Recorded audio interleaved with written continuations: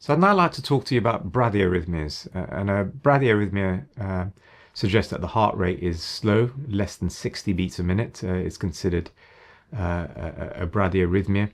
And again, the key thing to remember that in primary care, the most common bradyarrhythmia you're going to see is sinus bradycardia, which is defined as a heart rate of less than 60 beats a minute, but it's your heart beating in a normal pattern. So atrial contraction with a P wave seen on an ECG is always followed by ventricular contraction, a QRS on an ECG.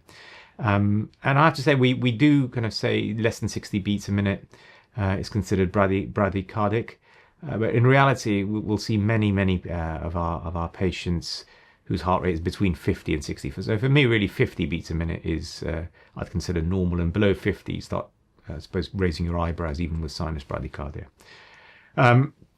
So what you're going to learn is a very simple system to recognize bradycardias in primary care and a pragmatic approach to management. And the key thing is to identify the red flags, because if you have someone with bradyarrhythmia due to high degree AV block, i.e. the electricity is not getting from the top of the heart to the bottom of the heart reliably, that's someone who's in danger of circulatory collapse due to asystole and emergent intervention with pacemakers are what's needed. So you should be able to identify who those patients are and how to deal with them.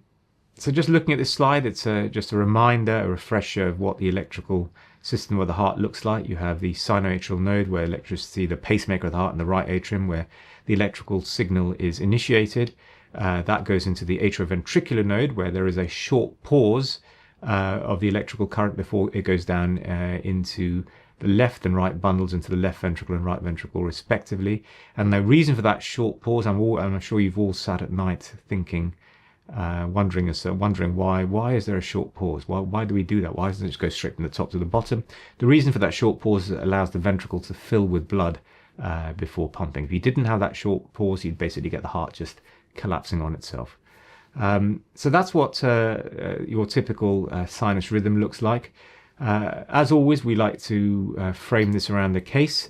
So we've got an 82-year-old gentleman who is dizzy, no significant past medical history, not on any medication, normal blood pressure with no postural drop, has had one episode of syncope. So without any warning, just lost consciousness. So that's a worrying history. And this is the ECG here. And I'd like you to ask yourself two questions. Can you see P waves? Is every P wave followed by a QRS? And those two questions you've got to keep asking yourself. And if you ask yourself those two questions when you look at a patient with a bradycardia, you will never miss a high degree AV block. And critically, you'll actually be able to identify where in the conduction system the problem is. So is it in the sinoatrial node? Is it in the AV node? Is it in the left bundle, right bundle?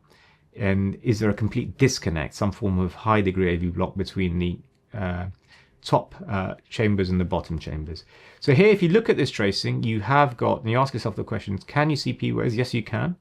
Is every P wave followed by a QRS? Yes, it is. But the problem is you are not seeing that many P waves.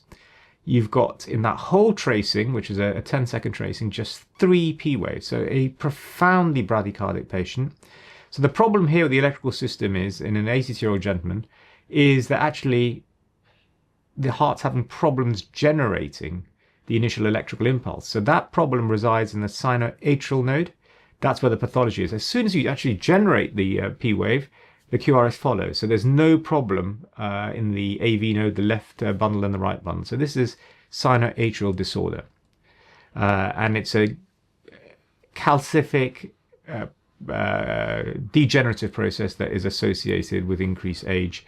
And you have a constant PR interval. You have what we call long sinus pauses, where there's a long interval between one P wave and the next P wave. But whenever you see them, a QRS tends to follow. And I've just, in this slide, stripped back the conduction node system for you and shown you where the problem here is. It's a sinoatrial disorder. And these patients will often need pacing. Certainly the 82-year-old gentleman I described with his dizziness and episode of syncope clearly needs a pacemaker. And theoretically, he needs the atrial node, the atria pacing, because actually the AV node is working fine. But in reality, what you do is you put a pacing lead in the atria and the ventricle, because often sinoatrial disease is accompanied by the same pathological process, and you get AV node disease as well. So you certainly in that age group, you're always going to put an atrial and ventricular lead in, but actually it's the atria that's doing all the sensing and the pacing, and the ventricle just tends to follow through. We talk about sinoatrial disease, but we can also talk about sick sinus syndrome, which is typically almost like a precursor. It causes a tachybrady type picture, where occasionally the heart forgets the beat and suddenly it remembers and starts beating very fast, sometimes in atrial fibrillation. And the treatment is the same. They require a pacemaker, and that resolves the issue. So it's a tachybrady syndrome, a sick sinus syndrome. So you've got two issues in the sinus node. In the electrical conduction system, you have sinus node disease causing sinoatrial disorder with long sinus pauses, or a sick sinus syndrome where the sinus you have a sinus pause, but then it's followed by a reflex tachycardia to try and catch up. Both require pacing if the patient is symptomatic, specifically if they're syncopal.